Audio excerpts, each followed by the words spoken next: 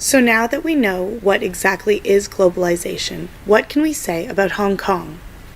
What can't we say? Go for it, Peter Sutherland. So, based upon EY's Globalization Index, by February 2014, Hong Kong has led the index, ranking first among 60 largest economies in the world for 3 years. It makes sense because Hong Kong's market's main strength seems to be attracting FDI and exchanging ideas and trade. Everywhere you go, you can see the effects of globalization. Hong Kong's geography really helps make it such an attractive country for globalization, since it is located so centrally in Asia. It being the 8th largest trading economy makes sense. Being the financial hub of headquarters that Central is, you can clearly see the economic globalization. The World Trade Center is located here. The diversity of ethnicity and the large expat community gives way to cultural globalization and exchange of ideas. It's basically an international cauldron. Even here in Lingnan, you can see that happening with a combination of local and international students. Hong Kong is a place known for very versatile views. It's very politically diverse, and we have many reasons for that, although I do think generation gap may be one. The large generation gap can also be due to globalization, because Hong Kong went through such a large amount of change so rapidly.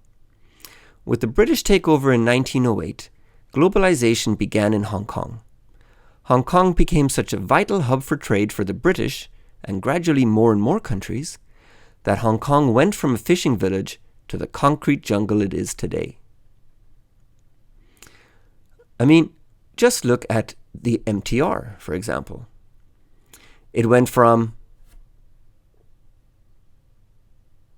this to this.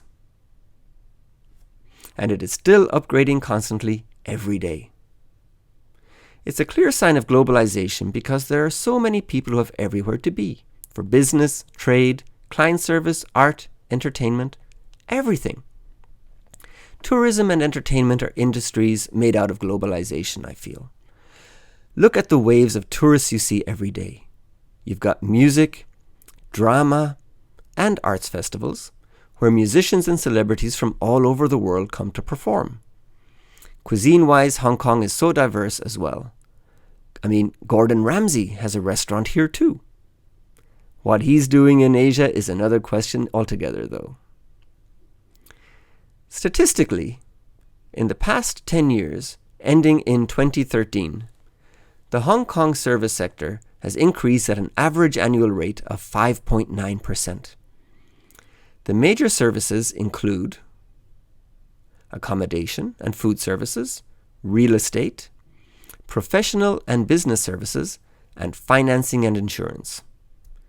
In 2014, Hong Kong's export of services, which include travel services, merchanting, and other trade-related services and transportation services, had a ratio of 48% to GDP. As of 2017, Hong Kong is the 7th largest exporter of merchandise and 14th largest exporter of services.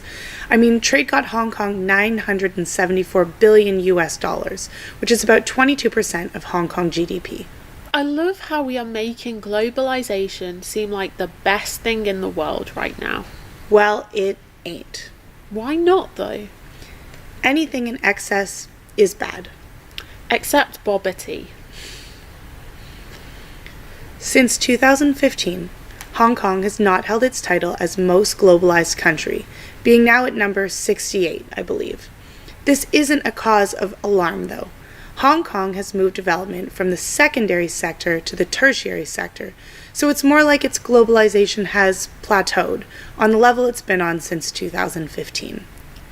We believe that Hong Kong has reached quite a peak and now needs more skilled and advanced labour, thus needs not further globalisation.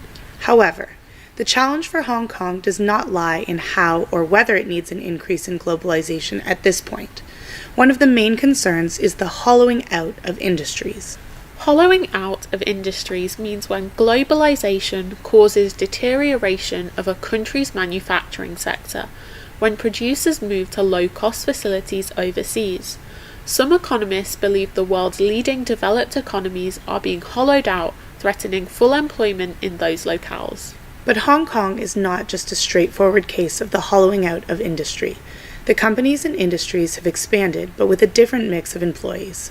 Labor's GDP share has fallen, but the rewards to knowledge workers have increased. The result has been very disruptive in the G7 economies as well. The old globalisation benefited almost everyone in companies that sold goods abroad, but this has not been the case since production began being offshored after 1990. This has sowed the seeds for divisiveness and hyper-globalisation.